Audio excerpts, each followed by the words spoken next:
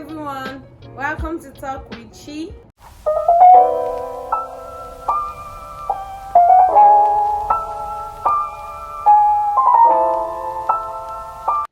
Thank you to my subscribers for always tuning in and watching my videos. And if you're watching this video for the first time, kindly hit the like, share and the subscribe button. Thank you.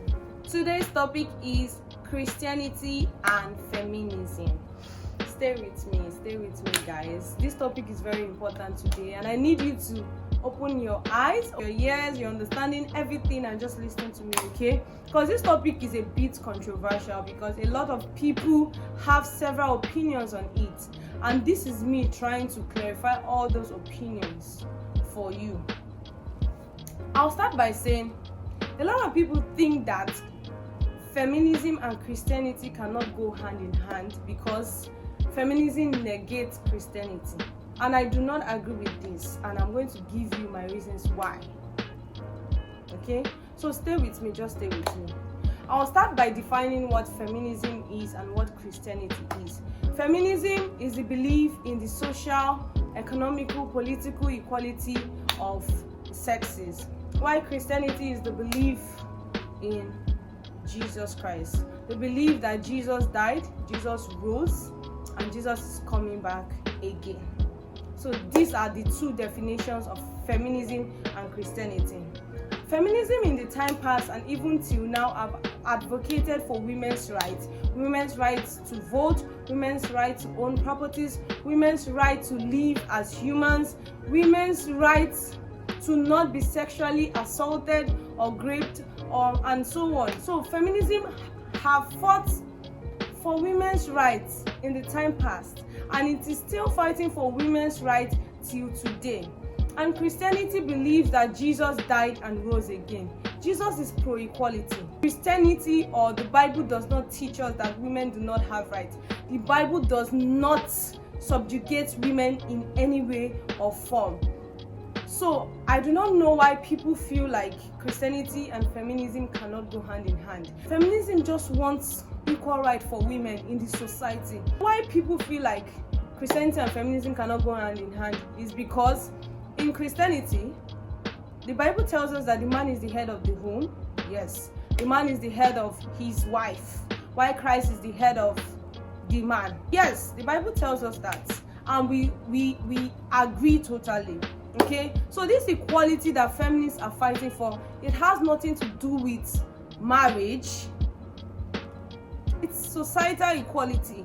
I want to be able to, pursue my dreams without having any restriction. So I'm going to be going into the reasons people feel Christianity negates feminism or feminism negates Christianity. And this video is going to be the part 1. I'm going to be continuing in the next video with part 2. So please stay with me. If I'm not able to finish these reasons today or in this video, there's going to be a part 2. Okay, so the first one is feminists fight for abortion rights. Modern feminists fight for abortion rights, which is against Christianity. Yes, as Christians, we know that abortion is against the Bible. Yes. Christianity is against abortion. As a matter of fact, it is a sin for you to abort a child. As a Christian, God counts it as a sin. But some modern feminists, are also fighting for abortion rights. I am a Christian woman, and because the Bible is against abortion, I am also against abortion. So I'm not going to be a participant in fighting for abortion rights. No, but some feminists believe that, women should have freedom to abort their children. I believe in practicing safe sex. Safe sex. If you know you are not ready to have a child, then do not give birth. It is that simple. Okay? But some feminists believe that yes to abortion. In fact, they are fighting for it. So, are there some aspects that negate Christianity? Yes. And these are aspects that were made by people. The main aim of feminism in the past, when the first way feminism started, they were fighting for real life issues, real life crisis. They did not have the right to vote. They do not have the right to own properties. They didn't have the right to live like normal human beings, and this was what they fought for. So this was what feminism is all about. This is the main goal of feminism. This was and still is the main goal of feminism. I don't understand this abortion right they're fighting for. My hand no follow for that one. On a more serious note, but sticking to the main aim of feminism, why this whole feminism movement started in the first place, they fought for real life issues. They fought for real life issues, and they are still fighting for real life issues. Go to some places in the world, there are still places that female genital mutilation is still very much done, and this is the work of feminists to fight for that. There are places in the world that the female child do not still have access to education, and this is why feminism is important. So this is the goal of feminism, and this is what feminists should focus on, not abortion rights. The second reason people think feminism negates Christianity is that radical feminists hope to deconstruct patriarchy, which holds the family unit, and this we all know is God's idea. God was the one that created the idea of marriage. He was the one that started the institution called marriage. It was his idea. Now there are modern day feminists that are trying to deconstruct that idea. They are trying to tell other women that, oh, the idea of marriage is about subjugation. You all should decenter marriage. You all should not be involved in marriage again. Marriage is a tool to, molest women. Marriage is a way of, trampling on women's rights. Marriage is a way of cutting women's wings and all that. And so therefore, let's deconstruct the patriarchy. The family unit is very, very important because that is God's idea. But is it true that a lot of men have misused their opportunity as the head of the home to subjugate women? Yes, it is true. It is true. It has been happening. It is still happening. We've had so many cases of men that have silenced the voice of their women. Christian men, not just the worldly men now. Christian men. The most popular one that we heard of is the late Osinachi. What happened to her? How her husband, what he did. So yes, there are Christian men that have subjugated women, have trampled on women, and have used the excuse of marriage to deal with women. Let me put it that way. Yes, there are cases like that, but at the end of the day, marriage is the idea of God.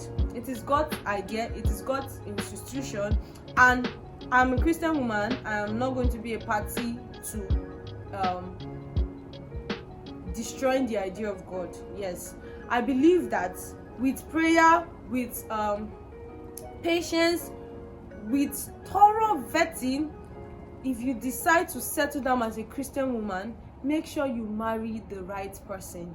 Make sure you marry a man that has the fear of God. Make sure you marry a man that wants to see you win. Make sure you marry a man that is supportive, that is loving, and make sure, most importantly, you marry a man that has the idea of what being the head means. Do you understand what I'm saying?